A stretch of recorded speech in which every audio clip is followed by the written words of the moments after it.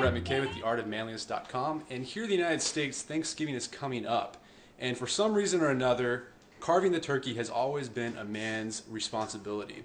And to help us learn how to carve a turkey correctly, I brought my friend in, Carl Engel, who is the head barbecue chef of the award-winning barbecue team Picasso here in Oklahoma. He's going to show us how to carve a turkey like a man. Carl, take it away. Thanks. You know, people always ask me, they go, how do you carve a turkey?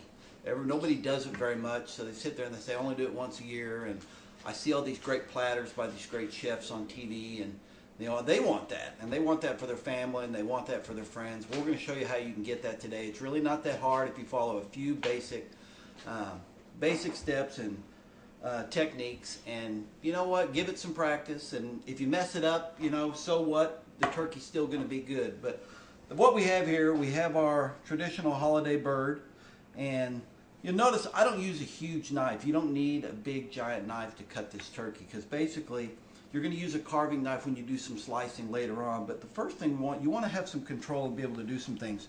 The first thing we're going to do is after you take this turkey out of the oven, you want to let it rest, probably about at least 15 to 20 minutes, because just like when you take a pot of water off the stove, it's boiling, it's moving around in there. That's what's going on inside this turkey. You know, these juices are bubbling, and if you start carving into it and stabbing into it, your juices are going to run all over your platter, and your turkey's going to dry out a lot faster. So we've let this turkey set about 20-30 minutes, and so we're ready to cut it. And the first thing we're going to do is we're going to separate the leg and the thigh from the turkey, and you'll see right here, it's just got a little piece of skin holding that on. And if you go through, you can kind of cut through there, kind of pull the wing out of the way. And the one thing I like to do, you can get in here and use your hands. I kind of give the bird a little bit of a tilt, and you're going to pull this back and just let gravity kind of take over. And you know, take your knife and gradually make cuts along the way. You're going to want to expose that joint, and you'll hear it pop. There, it kind of popped. You'll see right down in there is where that leg joint is. Oops.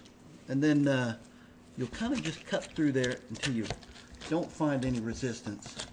And then once you get that, you can pull the leg and the thigh directly off all in one piece.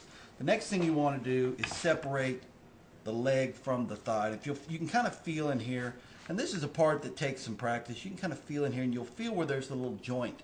Well, that's where you want to go. And some people say, well, I don't feel that joint. Well, just go on down and you'll feel where there's some resistance.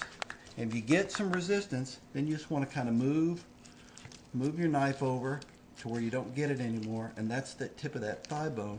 And again, always just kind of pull it away. There you see it. Just slice right through and there. And like any real good man, they serve the legs caveman style on the platter. Now the thigh, this is the part where people never really know what to do with. You have this great piece of thigh and people start hacking at it and they start whacking. There's no need to really do that. There's only one bone that's in this thigh. And so what we're going to do is we're going to take that bone out. And you can be really kind of careful with it. And just kind of scrape away at that bone. And it's going to be slick, it's going to be slippery, but that's all right.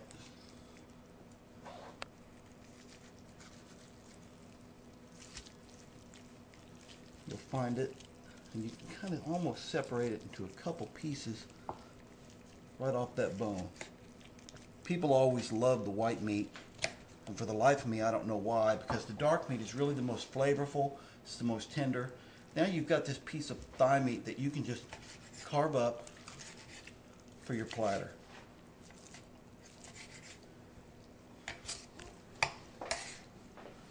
Set that on your platter. Same thing with the other piece. It's always important, like any good man, you want to taste the turkey. Make sure it's up to standard. Next thing you want to do is you want to get this wing out of the way. And the wing is really, it's just attached again, just like the leg and the thigh with a ball joint.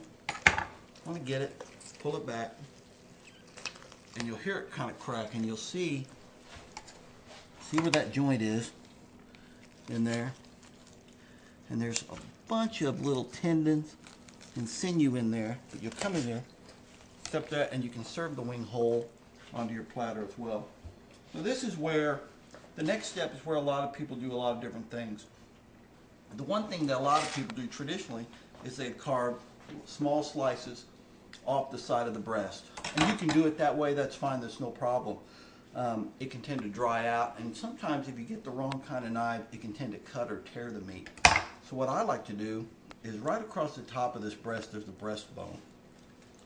And I like to get my knife right on the top of that breastbone and kind of make a slit right down the top. And you're going to want to use your hands and peel kind of away a little bit. You want to turn the turkey around a little bit. And you're going to want to follow the breastbone down. The breastbone kind of does this little motion. And so you want to peel it back, see where you're at. And just gradually, a little at a time, take that breast meat off the turkey.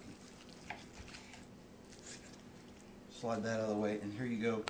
You have one whole, beautiful piece of breast meat. Now, what you can do is slice it against the crane, small point to the top, and just do small, thin slices like this. And one of the advantages to doing it this way, if there's just a few of you and you know you're not going to eat it much, or even on the second breast, you can cut the part that you need, wrap this part up in plastic. It's going to stay juicier, it's going to stay warmer and more flavorful for sandwiches or leftovers the next day. We're going to go ahead and finish cutting this piece up. The other thing about this presentation of the breast is just how it looks on your platter. You take it off, serve it in that one whole piece, and there you have it. That's how you carve a turkey. Repeat the steps for the second side. Good luck, give it some practice. Practice on a chicken, that's the best place to learn.